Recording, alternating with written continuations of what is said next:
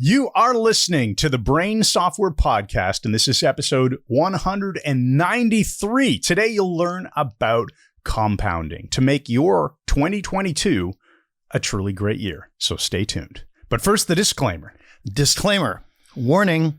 Sometimes we say things by accident, and that's okay because we admit it. So please make sure you don't actually apply any of the cool things we talk about today, because if you do, you might wind up just like us. You heard me. Greetings, one and all, from the Hypnotic World Epicenter, Toronto, Canada. I am your co-host, Chris Thompson, and today, Hypnosis and NLP trainer extraordinaire, Mike Mandel, and I are bringing you some truly awesome tools that you can use in the coming year. But first...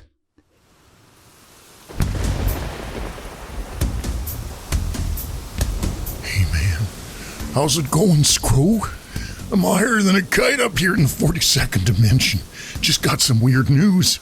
Turns out that Johnny Suleiman classed Philo Aravant today spent a couple of hours shoofing the goofer. Things went seriously wrong, Bag. He figured that this kind of solo performance was completely safe, but turns out that that's not the case. He actually gave himself shingles, bro.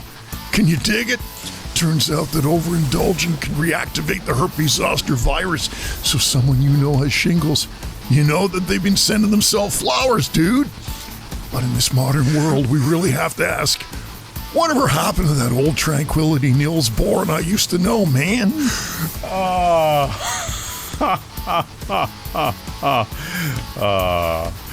These are days of victory. So let's welcome to the control panel of Hypnosis Worldwide, the king of ruthless enjoyment. Hurrah!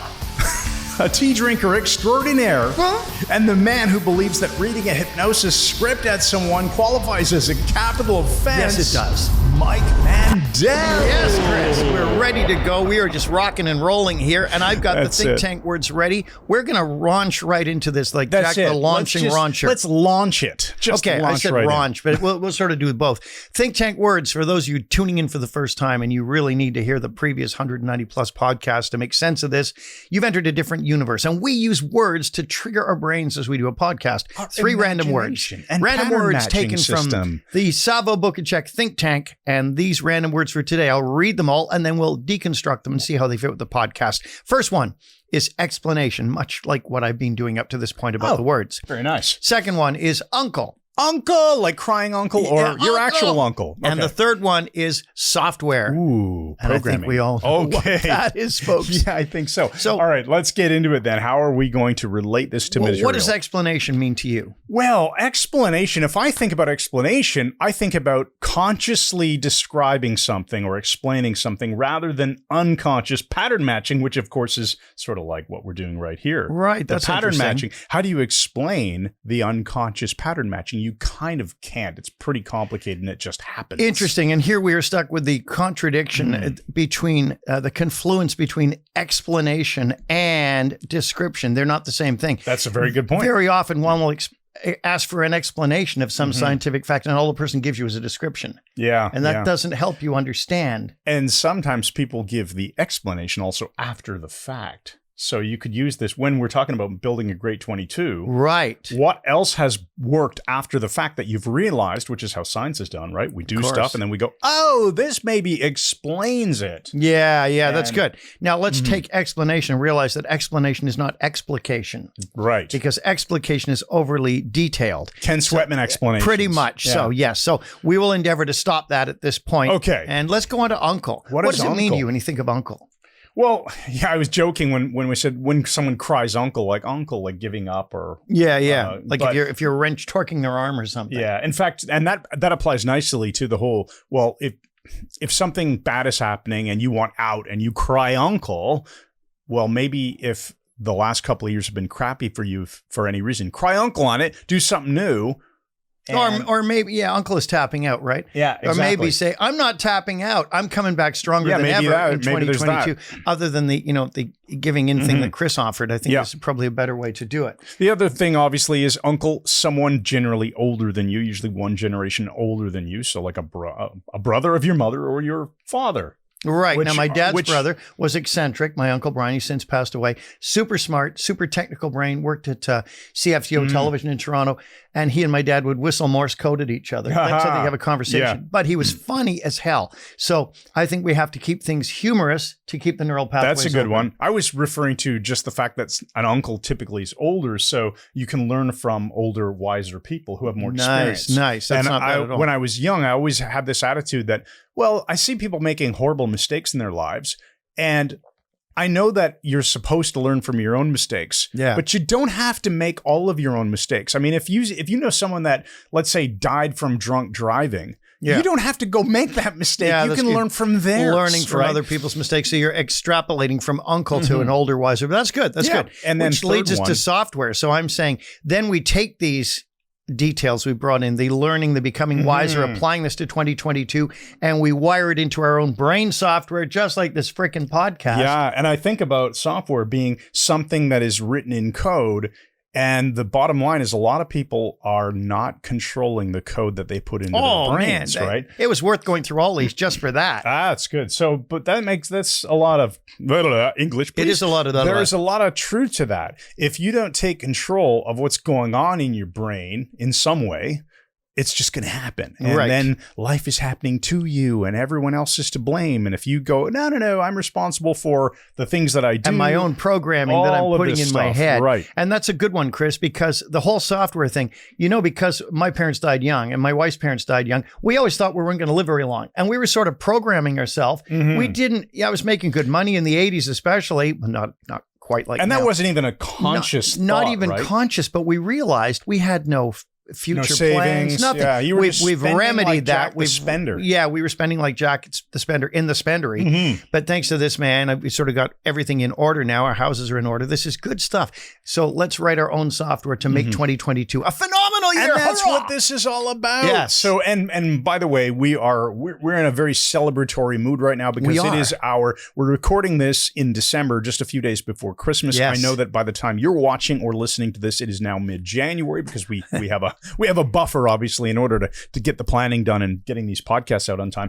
But we're in a great mood because this year is about to wrap up. We're excited about 2022. We want you to be excited about it also. And we're going to go have an awesome Christmas lunch after this. And man. All right. A little bit of Veuve Clicquot. So what are we going to do? Let's talk about, and the reason we're saying that this is compounding is we're going to throw a bunch of ideas on the table of things you might want to take on for 2022.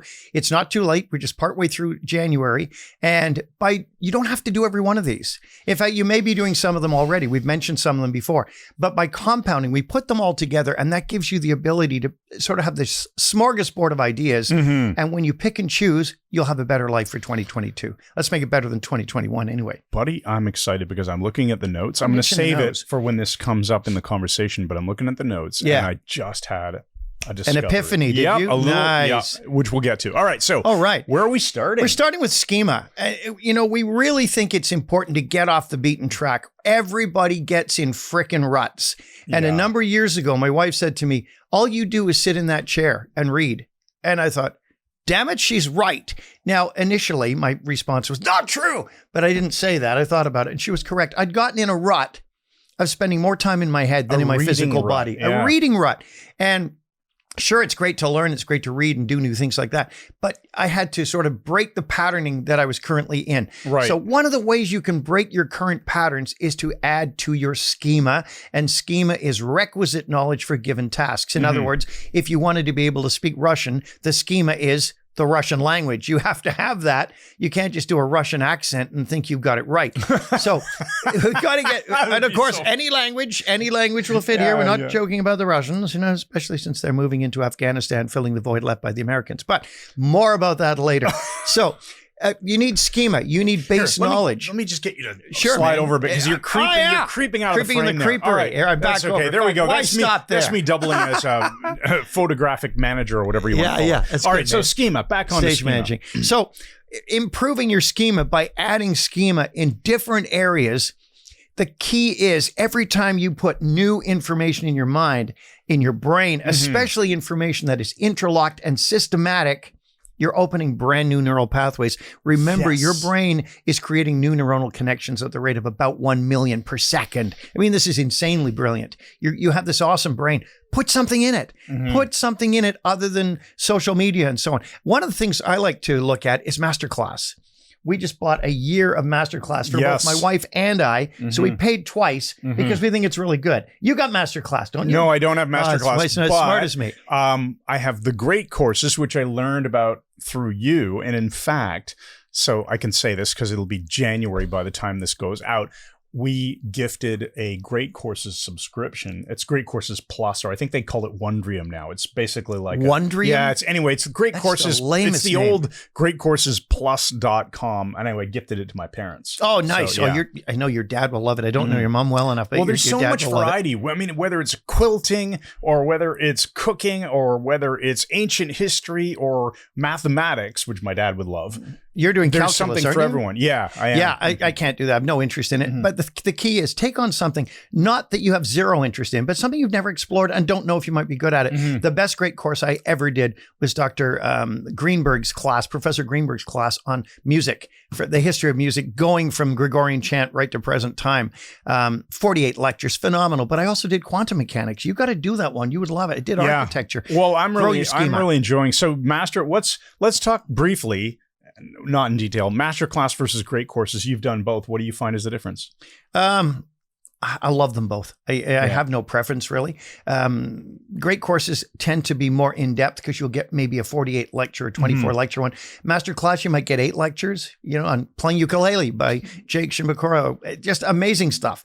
But they're both great. They're both a way of taking a new schema really, really fast. Yeah. And a lot of people like to watch to learn. And with great courses, you get the book as well if you have the physical Yeah, copy. that's right. Yeah. Or if you're on the online version, you get the download PDF or whatever. Now, these are both examples of building your schema through taking a course taught by an instructor who's world class. Right? Yes. So whatever you want to learn, hypnosis. Yeah. If you want to learn hypnosis, you got us, obviously. Mike Mandel, hypnosis.com. If you want to learn something else, find an amazing teacher. The Great Courses and Masterclass is full of them. So one of our students asked once and said, would you guys ever do a course for the Great Courses on hypnosis? I said, no, we're not going to be doing that at all. Because we've already got our course. It's not their niche. Here's how it ties in, and then we'll move on. Remember, Chris, when we created Architecture of Hypnosis, I wrote the 5-day course because I had just done a course in Gothic architecture. Woke up one morning and saw how to design a hypnosis course based on the structure of a Gothic cathedral. And it worked. Yeah. Oh, all that also in here for schema building would be Audible for audiobooks. If Nice. you like Yeah, to listen to audiobooks while you're on the go, then that's a wonderful Now, you're place really to go. good with that. And I'm a profound auditory. And you'd think I'd be good with audiobooks, but I'm not. My mind wanders all over the place, like Jack the frickin' Mind Wanderer. So if it works for you, do it. Let's add to this, since we're saying audio. A great thing you can do to blow up new neural pathways in your brain, believe it or not, is to add to your musical tastes. Yeah. If you listen to nothing but country and western or just classical or rock or whatever it is, listen to a new genre and pursue it. Start looking into it. I just got into Ronnie James Dio about a week ago, and I realized he wasn't a dick after all. I just telling Paul he's useless in those 3 years, and I've really liked his stuff. He's got a powerful voice. But then I will cross that with Palestrina as well, or Josquin Dupre. Anyway, more about that later. So go ahead. Okay, so we're itching to say something. We're moving on from the schema stuff, but let's leave you with a little mini empowering question throughout these podcasts. There's going to be a lot of them. That might be a good. Yeah, it might be a good way to do it from now on. Who knows? So your mini empowering question is: what new thing do you want to learn, or what area are you wasting too much time in? Because you've got to allocate. Time is fixed. It's basically finite. I suppose it's infinite in the grand scheme of the universe. But in our lives, it is finite. We all have the same 24 freaking hours in a day, whether we waste them or whether we invest them wisely. The bottom line is we are investing, air quotes, all of our 24 hours in something. And you're going to have to reallocate that investment. It's like reallocate in a portfolio if you're a stock analyst or something like that. And where are you going to remove time, and where are you going to add time that will add to your schema and make your life better? Good point. This is very, very, very important. And we recognize that, like you said, we all have 24 hours a day. So you ask yourself that question. Ask yourself, what have I never studied but might be really interesting to look into, and start something new? And you don't have to commit that way too, right? You can treat it like an experiment. I'm going to go to this new restaurant in town and see if I like their food and their service and all that. So terrific. Yeah. And you're not going to be writing exams on this stuff, so have fun with it. Yeah, exactly. Now, let's get to, we talked about one word a number of years ago, and let's bring that back. My word for 2021 was faith, and it got me a long way through a lot of, rough times. I don't think worldwide. it did. It didn't work. Chris's word was blindness and purblind. That was his word. He's going to have to look that one up. But listen, man, what was your word for last year? Do you want to explain the concept? Yes. Okay. And I completely forget what purblind. I picked earlier on in the year. My word was amnesia, clearly, because I don't remember what I picked, but I have picked different words throughout the year that have made a substantial effect on that next year, which was awesome. I can't remember what it was for 2021 Okay, so for the life of me. Important. That's why I joke about it being amnesia. But the entire point of the one word, you brought this to us a few years back. Right. And the one word is, instead of goal setting, pick what, if you did have a bunch of goals, what would those be examples of? And you usually float it up to some nominalization that might be like connections. If you thought, oh, well, I need to do, expand my business relationships, and I need to reconnect with old friends, and I need to do new social things, well, you might go, oh, those are all example of connections. And I'm not saying that this is the conscious way you do it. You typically start with the word because intuitively it is the right word. And then you go, yeah, that's the right word. Or you'll pop in a word in your mind and go, no, that word kind of sucks. It doesn't fit. You'll throw it away. You get a kinesthetic response of whether it works for you. When you get the right one, you just think of that word through the year. You remind yourself. And your brain does the rest. So my word for 2022, my wife recommended it to me, and it's a great one. My word is resilience. Oh. Resilience. I thought it was going to be suggest. No. Suggest. She suggested it to you. It's a stupid dessert. joke. It's a stupid joke. Yeah. All right. Resilience. That's a really good word, resilience, because in fact, as you know, and maybe some of you listeners know too, Mike and I are in the midst of redoing our personal development academy. We are. The training. And one of the things that we put into our big note pile, hit the microphone. Danger. Is that resilient, like building a better life.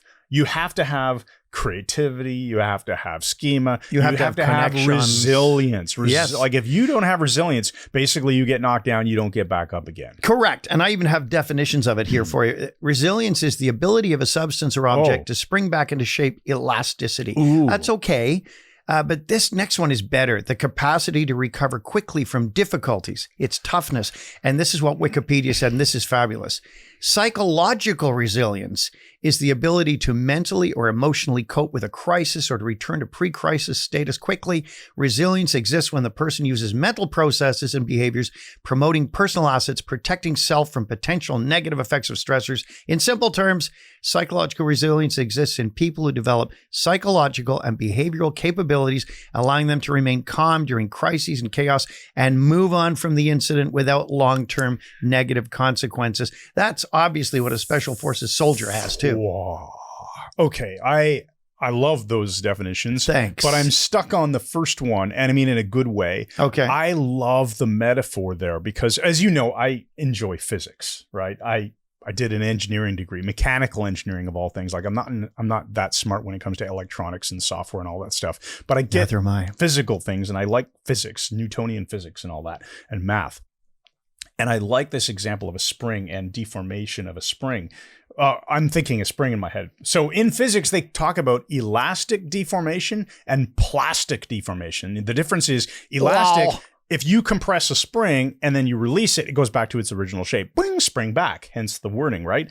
Plastic deformation, think about like a plasticine. You know those? Okay, sure. And imagine you throw it at the wall. It deforms. It just sticks. There is no elasticity to it whatsoever. Almost none. But there's a lot of plasticity. So once something is plastically deformed, it is permanently and forever, which mean the same thing, changed. Something that is elastically deformed springs back. And interestingly, if something goes under stress, like a spring, compression, there's energy stored in it that is released. So potential energy. I really like this idea of resilience, meaning when you're under pressure, you're storing energy that you can use. Now, if you store it up until you freaking explode, like, the pop can kind of thing or whatever, that's plastic deformation. That like a frozen pop can in the freezer or whatever, and it goes pop, boom. Or when you accidentally leave those You know those alcohol-free, like fake champagnes? No, Chris, I've never bought one of those. You bought one of those over your to my kids. house years ago. Yeah, and I put it in the freezer to keep it cold. Oh, mistake. And we forgot about it. Just and then admitting this now. bush, right? That's a weird I like sound. the word bush. Bush. I make it more, put an in Point front. You being, go, bush. if you bottle up that stress too much, you get plastic deformation. Things never go back to their original shape. Speaking of They're which, when I was broken. in Cubs, we went to Cub camp. I didn't like being away from home. There's a can of peas and somebody threw it in the campfire. And somebody said, no, it should come out. And they took it out. And then someone else said, no, it should go back in. And this went on for several minutes. Then it exploded and fired shards of super hot pea juice. tea tin or That's no, but so the metal funny. went through the side of the tent, burned through holes. I mean, it was a bomb. Oh, wow. So that is, we're talking about potential energy. We're talking about stored energy, thermal energy that becomes kinetic energy, and it doesn't fit. So that my would definitely goodness. not be the spring back ability. Yeah, exactly. So, So- okay, there you go with resilience. I really like So my that. question is, here's one of the empowering questions. What will you do to increase your resilience in 2022, physically and emotionally? Okay. Now, here's my little epiphany that, remember I said a moment ago, oh, I just had something, I'll save it for later. It was my one word. I literally just came up with my one word while you were talking maybe 5 minutes ago. Yeah. Elevate. Oh, My that's a word great word. Is elevate for 2022. That's a freaking great word. Elevation. It's the U2 song. Elevate, to me, really represents, I was thinking about, well, what's going on in my life? Well, I'm not diversified enough in what I'm doing. I'm still Listening these to too days, much YouTube, maybe yep. spending a little bit too much time Listening to Bono. reading about things that Bono. are going on in the world that just kind of tick me off. But interestingly, they don't emotionally affect me anymore. And I'm not reinvesting my wasted time into things like playing guitar. Got a guitar over there. I should be learning and You should, practicing man. more. Or Should. learning just all kinds of things. I started that calculus course through Great Courses, which I'm reconnecting with my former mathematically With his inner math savvy teacher. self. But I basically forgot so much calculus over the years. I thought, oh, I'm going to do this, and I'm really enjoying it. And I think elevating is, to me, all about finding the different areas of my life that matter and making them better. So that's good. That is just a so really you're doing nice a scan over what matters and improving it's those not areas. elevate our business. Yeah, okay, that's a part of it for sure. But what about elevate my own personal Now, fitness? this is elevate good. my knowledge, This elevate is- my relationship. This is solid, better than I thought it was going to. I thought it was just going to be a treatise on, Bono and U2, as it typically is at this point. But let me bring in here the reason. Here's a little metaphor. I watched a Gordon Ramsay class where he was teaching how to make elevated scrambled eggs. Aha. And do you know what they have? Do you know what they have? Do you know what they have in them? No. Sea anemones, What the heck is that? like a sea creature. And they put this raw sea creature in the scrambled eggs and a piece of it. And it's supposed to be like the best scrambled eggs you will ever eat. That in your just life. sounds weird. I know it does, but they're elevated. So Okay. the key is make your life elevated without making it well, weird. and for elevate actually could be a metaphor too. It is a metaphor. Elevate is a metaphor said because I'm not actually talking about climbing onto my roof or something, right? I'm talking about elevating. One as can a only metaphor. hope. So you can elevate your meals by learning how to add more spices or whatever. In fact, Nice. you know that I just started getting Chris just made interested butter in- chicken. I got interested in making Indian food, learning. I love Indian spices. So I'm Mandel learning a little stories, bit Hindi at a book. time, sliced bologna metaphor, baby steps, and learning about cooking. And so I'm determined to master some really interesting dishes. That's this year. good, man. And that's a really good thing. I could not cook at all. I became Heather's prep chef or sous chef. I got good knife skills because I'm an Enneagram 8 and I'm a martial artist. And one day I said, I'm going to cook supper. And she said, yeah, right. And I said, I am. And I learned by watching and from doing Julia Child's videos and that. And I make a great boeuf bourguignon you would love. So let's continue here. What Okay. about creativity? I said, what are you going to do that's new and exciting? Well, that fits with schema as well. Yeah, it does. But something that's exciting. But pick something outside of the box, perhaps. Right. Sparking creativity through metaphor. So here's how you do it. You can ask, people typically we do this in therapy. You say to someone, fill in the sentence, my life is like a, or my life is like. Gives you a nice metaphor. And that gives me an doesn't it? indication. If someone says to me, my life is like a prison, as one person did, that's very scary. And we want to get the person out of that metaphorical prison. Well, let's forward think this. And my question for you is 2022 will be like Oh, what? I What's like the that. metaphor that you're going to use? Design your metaphor. Yes, thank in you. I couldn't find the word advance. design. Design. Yes. So that's like prospective metaphor rather than retrospective metaphor, right? Looking thank back. you, Daniel Webster. Oh, Yes. I love it. Okay. That's good. Yes. So you can use random words or images, to spark creative solutions to problems. You have a problem you're dealing with, you can't figure it out, get a random word or 3 words out of the dictionary. I do it with the think tank and map them across. You have to use the ones you get to spark your brain to find a creative solution. So find some creative ways, use metaphor, use random words to design 2022 in advance. That is phenomenal. Okay, where are we moving to next? Well, incrementalism. Yeah. We just talked about that. Yeah, man, we did. And it's a recent thing. The sliced bologna you mentioned already. You don't want to put bologna into butter chicken. You probably don't. That's right. It wouldn't elevate chicken into butter chicken. Yes, that's right. But I see that you've got a vector happening here. See, I'm just... yeah. Do you like that? Yeah. Just returning to mathematics is the only thing I know. You got a direction and I didn't even realize that you used a math term. There you go, vector. What were we going to say here? Well, we were saying about incrementalism. Oh, right. If you're planning on accomplishing something in 2022, you've got your metaphor, you've got your one word that's going to get you all jacked to do this thing. The question is, how are you going to use incrementalism? What are you going to do a little at a time? Remember, we say the elephant, you eat an elephant one bite at a time, 1 teaspoonful at a time. You can, hear me speaking. You can use incrementalism to plan your year and make tiny steps. But by the end of a year, you'll blow your mind. See, remember, Tony Robbins said this. I totally agree.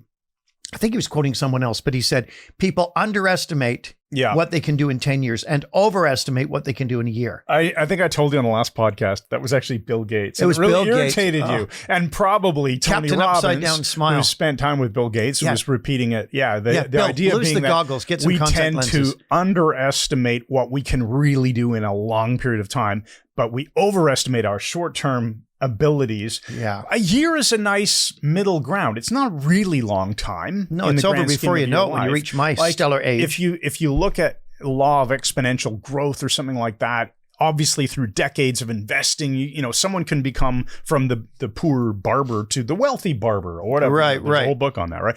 But in a year is still a pretty damn good amount of time. I mean, let's say you're out of shape and overweight, you can make some changes and incrementally, month by month, week by week, day by day, commit to making little baby step actions happen in your life. And by the end of a year, you'll have transformed quite a lot. Now, I noticed you mentioned finances here. I just want to ask you an interesting question I've been asking people. It tells me a lot about their personality. If you had $1 trillion, 1,000 billion. That's a lot. What would you do? I have no idea. Don't give me all this altruistic, I'd give it all to Africa or something. No, nobody would. I honestly have no freaking clue. That is such an absurd amount of money. I have no idea. You know what I'd do? What? I'd fill Massey Hall. I'd fill Four Seasons Center for the Performing Arts. I'd conduct the Toronto Symphony. I'd pay each person in the symphony $50,000 for one night's work. I'd have $1,000 bill in every seat for everybody who has a ticket. I'd bring in the best musicians, Yo-Yo Ma, Alison Balsam on trumpet. I'd bring in, Hilary Hahn on violin, and I would conduct just one song. I would conduct the TSO, the Toronto Symphony Orchestra, with Titus's song from the TV series Gormenghast. Okay, we'd bring in a boy soprano, and I could pay them all a huge amount of money, and would just love it. I'd love doing that. What would you do with the other 999.9 billion? I'd probably squander it. All right, there you go. So that is kind of a fun question, though, that if you use the start of 2022 as the runway that you're on here, the rest of your life is still in front of you, obviously. If money was not an issue, what would you do with your time? That might be an interesting question. That's a great question. Because, and I used to ask people that I worked with back in the corporate world, if somebody just dropped $10 million in your bank account, because I figured that's an absurdly high amount. Most people should not say, oh, I need more than that, because honestly, get real. So if you've got an absurd amount of money, would you still show up to your job the next day? I would. And people be like, I would show up for this job. Yeah, of course, because this isn't really work to us. So, but if you have a boss and you have a stressful life, or if you're doing something that you don't truly love, then if you're honest with yourself, you'll go, no, I wouldn't do this. Okay, what would you do? Design your life as if you've already started doing it. What did you do to get there? Sorry for almost poking you in the eyes. No, it's all right. Just listen to you ramble. Start designing the frickin' baby step incremental actions that you need to take now to get to where you're still enjoying the life of your dreams, even if you don't have somebody who dropped $10 million accidentally into your bank account. Now, that's good. You raised another point here because you said if you're in a job with a boss you can't stand. If you had $1 trillion, you could have your boss killed. You could buy off all the judiciary and politicians. You could cover it completely. It's only a joke. You can have it, but I'm only speaking hypothetically here. You could do that. Don't get us canceled. But if you don't have YouTube. $1 trillion, don't do it because it won't work. And don't do it anyway. No, I suppose. You think anybody watching Brain Software or listening to it has $1 trillion? Nobody has $1 trillion in the world. There's not a single person, not even Elon Musk himself. He's about 1/5 of the way there, or something like that. So theoretically, you're not clearly lazy. If you apply the criteria that you must be a trillionaire in order to take action on this advice that Mike gave you, I'm not giving advice. I'm just saying hypothetically this could happen. I mean. Okay. If there is hyperinflation, you could have a problem because suddenly Elon Musk will find himself able to take your advice. Yeah. All right. But he doesn't have a boss. No, he doesn't have a okay. boss. So now let's continue here. The power of incrementalism. Here's one. Let's look at your relationships. Who in your life, if anyone, has been wasting your time by being a toxic person? And what will you do about it in 2022? Like a cleanup, right? You can clean up your garage or clean up your closet. Or you can clean up your relationships. Like Jack the Cleaner. Yeah. Find out where are you wasting time. It doesn't mean you have to fire them necessarily, right? We often do say fire your friends if they're no longer serving useful purpose, like they're not supportive friends or they're toxic or whatever. Right. But if someone is just genuinely like a good person. But they're in a rut. But there's, well, no, I mean, if somebody's a good person and they're occupying too much of my time, I'm not going to be not friends with them anymore. But I may reduce the amount of time that I invest in constantly helping them out, right? Right. So That's a good point. So look at your relationships and find out, is there any toxicity there? Is it toxicity that can be remedied? What's that thing? It was John Lee Dumas. Is that his name? You are the product of the 5 people that you spend the most time with. If you put those 5 people together, that'll be mostly what you're like. Yeah, John Lee Dumas may have got that elsewhere. I don't know if he did or didn't. Anyway, we heard it from him, so credit him. Yeah. That's just the way things work. Always credit people. Credit people when you can. Credit in the creditory. Yeah. Now, interestingly, so look at that. And some people are not beyond redemption. Some people, I've had friends who are just lazy and stuck in a rut, and you can encourage them. But if they're dragging you down like a freaking boat anchor, you've got to take some drastic action, and only you can determine what that's going to be. Now, to which we now move, Chris, to another variant on this. What will you change that is long overdue? Oh, that's a really good question. So you have to do a retrospective analysis in this case and go over the last few years. What have I been saying over and over that I'm going to do, and I haven't done it? And what's going to happen in my life? Stir up the pain here. What's going to happen if I keep putting this off? Now, that's interesting because we can often hear it in people's language as well. They'll say, I guess I should, or I should do that. That's not it's a when decision. They say, not saying I can do it, but when they start saying, I will do it. And then I must. I will do it. I must do it. I'm going to do it. I will give a quick example. A good friend of mine, our friend, Paul, great guy. For years, he's just been creeping up into morbidly obese, and we've been worried about him because he's not a big guy. He just contacted me this morning, and I've been in touch with him, over the years, and he has lost nearly 50 pounds, and he's really made the effort to get it done. You told me, actually, let's share this with everyone. I think this is quite useful. That's kind of why we're here. About a year or so ago, you started doing fasts from Sunday night. You'd have a Sunday supper, right? And then you wouldn't eat again until generally Wednesday supper time. So 72 hours. And you can do it however you like. I mean, some people will stop eating, say they have their Sunday night dinner and maybe just not eat until Monday night dinner. That would be a nice fast. If you've got weight to lose, this is not an unhealthy thing. We are not doctors, but I'm going to say, go check out doctors who know this field, like Dr. Jason Fung, who's Dr. Peter Attia, Troy Kalasian, who we had on our podcast a while back. There are lots of people who are deep into the science on this, and you're not going to hurt yourself by not eating. Right, unless you're diabetic or you have some serious health concerns. Check with your doctor. Always check with your doctor. But it's wild because the first time I attempted to do a 60-hour fast or so to jumpstart, switching from burning sugar to burning fat. More than uncomfortable, Chris. I got a splitting headache. I felt like I had the flu for 2 hours. They call it keto flu. But I've epigenetically switched now. My body now can burn glucose, can burn candy bars and that. Not that I eat them. but it can also burn fat. It's tapping into that. So in a 60-hour period, I lost 7.2 pounds of crap and bloat and pork. That was recently because of holiday fill up. Yeah, holiday. My wife buying peanut brittle and stuff that I've given to him. You know, this is that idea of never say never again. No, that's a pressure cooker. It's a pressure cooker. It's bound to plastic deformation, right? There you go. Nice. Things are gonna blow and then they can't go back to normal, but you treat it like a spring and you're resilient. Oh, okay. So I've given myself permission over the holidays and I'm going to celebrate with family, and now I'm going to rein it in. Pastries, and there's going to be little shortbread cookies or whatever it is.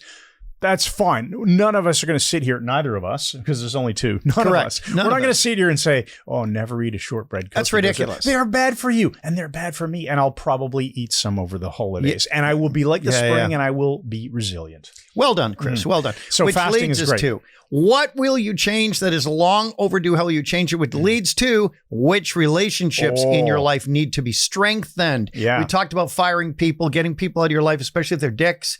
But what about the people who are good people? They're part of your life, and you've got relationships that have been coasting. Every relationship you have, from a close, intimate relationship to a friendship to even acquaintances that you talk to once or twice a year, they need tending like a freaking garden. That's the metaphor. I'm so got glad to take you the said weeds that. out. So in fact, everybody do this now while you're listening. Think about your relationships as a garden. Now, we all know that in a real garden, let's say there are feature plants, and then there are, I don't know what you call them, but like background filler or whatever. I'm not a gardening kind of person, but I know that when someone designs a beautiful garden, there are certain plants or flowers or whatever that take a front and center role. And if you're sitting on your patio looking at your garden, and those front and center plants are all like dried and wilted, and they've got weeds creeping into them, like Jack the Weed Creeper. Yeah. You know that just by looking at the garden, you go, ew, it's a disaster. We need to bring in the gardening person. And you've got to look at these relationships the same way. Yes. And say, what needs some maintenance So here? if you were designing a garden of the relationships in your life, who'd be front and center? And are they wilted and dry and in need of care? That's good. And I don't mean them physically. The garden I mean of your relationship should be thriving. It really should. And there we go. The gardening intervention. And I can say this because I was the communication specialist on CBC television for 2 seasons. So it's immediate credibility. Yeah, there you go. Look, who are your greatest allies for the challenges that lie ahead? Oh, I got this guy. Yeah, I was just going to say, I got you, buddy. Well, I'm the one who throws the stupid jokes, so we have to restart the podcast, and you're in a rage for 20 seconds, which I find hilarious. But no, this guy is one of the most optimistic, well, he's probably the most optimistic, helpful person I know. That's why we're best friends. We got others like Michael C. Anthony, another best friend. The three of us are three musketeers. But who are the people supporting you? Who are the people who are not undermining you, but are actively supporting you and helping you? They're the ones you've got to do it back for them. It's true. Any great movement that happens, let's say throughout history, it's usually not one person. It's usually an organization forms. People collect their strengths, right? Martin Luther King, Susan B. Anthony. Yes. So there you go. Good. Julius Caesar. Okay, I think we need to go to the special report, and then we can come back and wrap up the podcast. All right. So, special report. There has been another Gus Grissom sighting. We are going over to our roving reporter, Brado, from Meaford, Ontario, with this startling report. Yeah, how are you tonight? Thanks once again. So the other day it was snowing like a bastard. I was at Tim Hortons grabbing a big honking coffee and one for Eddard too, because he can't use the drive-through in the winter because he still drives the lawnmower instead of the car. He gets stuck in the snowdrift, and the last time it happened, the blade got jammed in the ice and the whole sickening thing got bitched. So I did the driving in my truck. I was planning on bringing him a large double back, and then just as I pulled away from Tim's, he called me on my iPhone 5, and he was asking me to get him a triple cream and double sugar and a Boston cream donut for Duder, who was still at Eddard's stupid house. So I turned around, did a U-turn to go back through the drive-thru again. I slammed right into a Dodge Ram truck that was attempting a left turn. So naturally, there's a lot of colorful language in that. And I jumped out and saw there was a ding in my fender and his truck was okay. And then this guy leaps out and he opens his wallet and hands me 5 crisp new $100 bills, which was excessive since the truck was only dinged a little bit and the Dodge Ram was fine. And he smiled and said, "Goodbye, son." And and jumped in the Ram and drove away.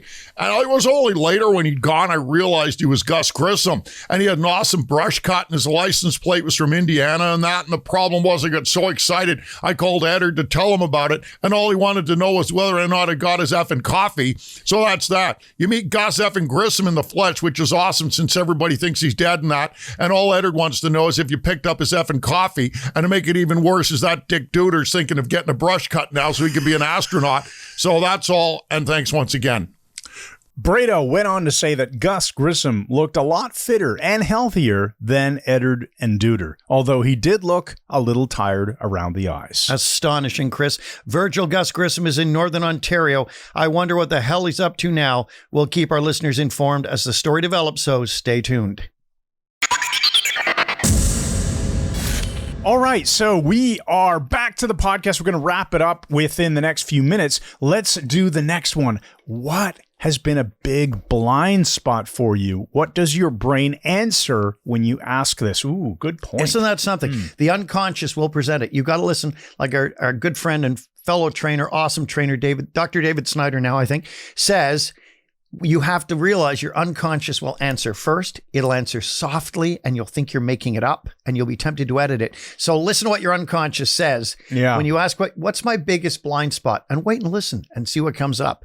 So if you had a wise uncle who was going to give you some advice about where you're screwing up your life because you got a blind spot, what would he be saying to you, right?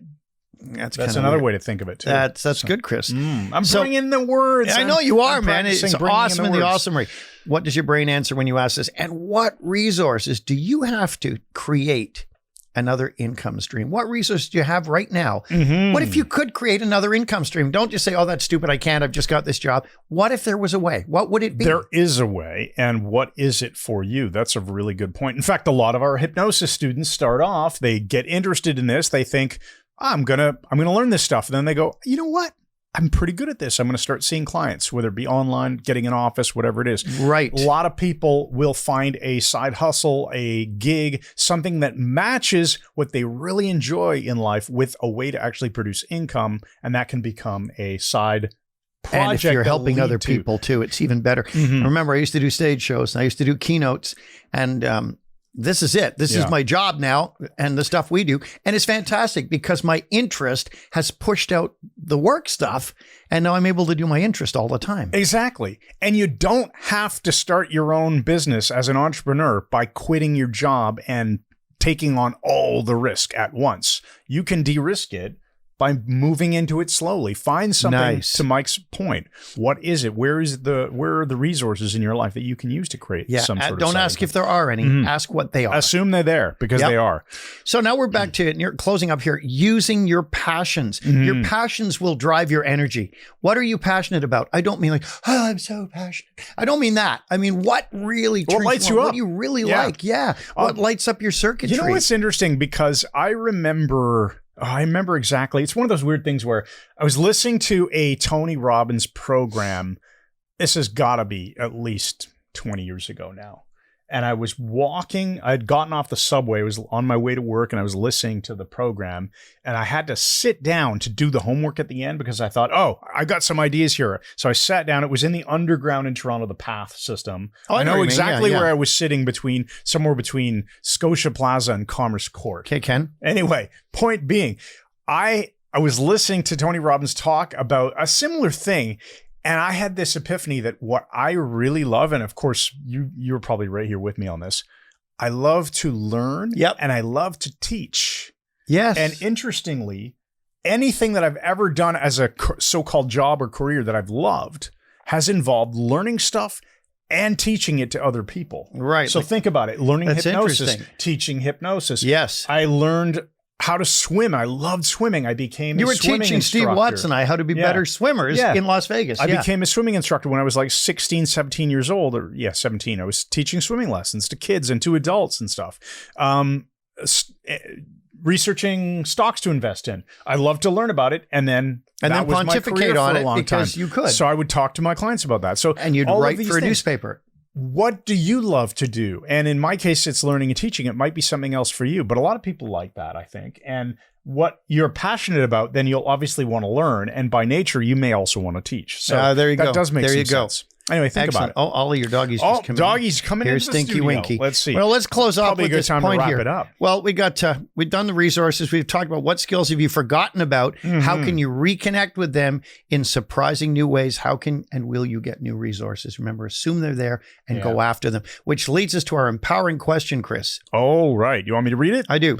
Ask yourself, since I've heard some of this material in previous podcasts, and I have still not gotten around to applying what I've learned, what makes it different this time so that I will make real progress in improving all aspects of my life?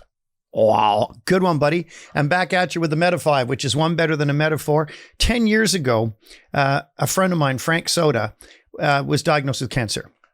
And God bless him, he's still alive. Frank is known he's a Canadian hero. He's a guitarist par excellence. He played with a band called the Imps.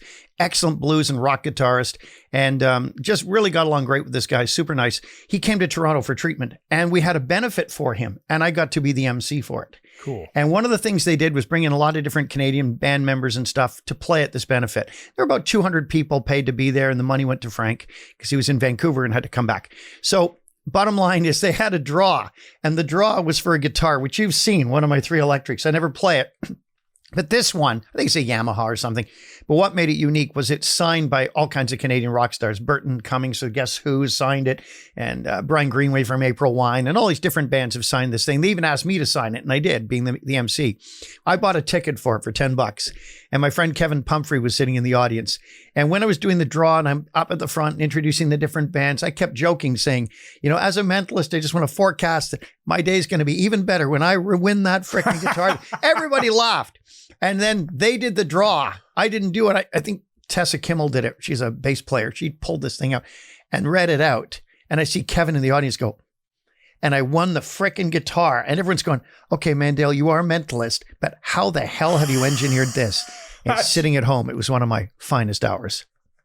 That is incredible. I love it. Thanks, everybody, for listening to Brain Software Podcast, episode 193. Yes. And since there's 7 days in a week and 7 more episodes until we're at 200, I'm just really excited. I'm glad that you're investing your time, some of your 24 hours a day, in listening to us pontificate on how to make your life even better. more Get out there and do it. Awesome. So we'll see you in the next episode. Thanks again. Make sure you go to MikeMandelHypnosis.com. Check out the Mike Mandel Hypnosis Academy and the Personal Growth Membership because they're both awesome. Thanks again. And good night. Hey, Chris. One of my favorite words when I want to curse at somebody is bastard. Oh, I know. And the reason I like it is you can use because you're a it- bastard. Well, you can use it as an adjective. Put the bastard thing down. Put the bastard thing or away. Or you can say, stop, don't just sit there bastarding, Yes. which is great. And you can also just use it in a classic way, which is, you're a bastard. Yes. Okay. So I wrote a poem, which became a song, and it's the bastard song. The bastard song. I counted know, lying in bed this morning. It actually uses the word bastard 35 times. We love this song. 35 times. Let's sing I'm it. not going to sing it. Oh. I'm going to say it. Okay. That's the original poem. 35 uses of the word bastard, I think. There once was a man, and the man was a bastard. He was a bastard by day and a bastard by night. And he founded a town, and he named the town Bastard, where the white bastard river shone blue in the light. And the bastards of Bastard were all very happy, with their cattle all pastured in fair bastard plain. And the bastard girls wed in the first church of Bastard, where the pastor of Bastard had blessed them in vain. 'Cause the Welsh they invaded with their glaives and their hammers. And I can't remember the rest of it. We'll get it another time. Thanks again and again.